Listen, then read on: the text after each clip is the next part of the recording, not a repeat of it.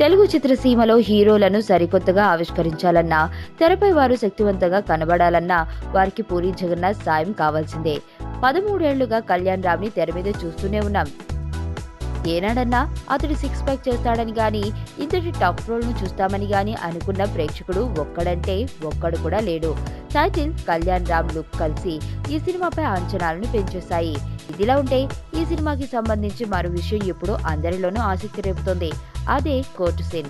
మొన్న జరిగిన ఇజం ఆడియో వేడుకలో కోర్టు సీన్లన్నీ నందమూరి హీరోల ఖాతాలోనే ఉన్నాయని దర్శకుడు పూరి అన్నాడు.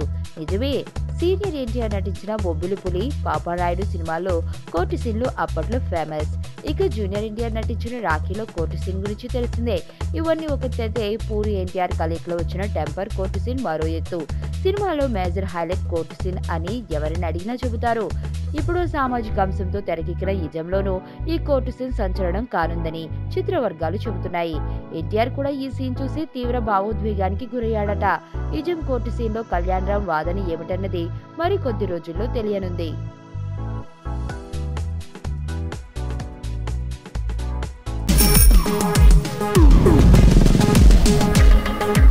ప్రపంచంలో ప్రతి ప్రేమ కథ మధురంగా ఉంటుంది. మనది మనకు మరీ అద్భుతంగా ఉంటుంది. నా ఫీలింగ్స్ ఎక్స్ప్రెషన్స్ అన్ని పేపర్ మీద రాసి తనకి ఇస్తాను రా. అవసరమా రా ఇదంతా? ఇన్ఫాచ్యుయేషన్ రా. రే, అమ్మాయిని చూసిన వెంటనే అలా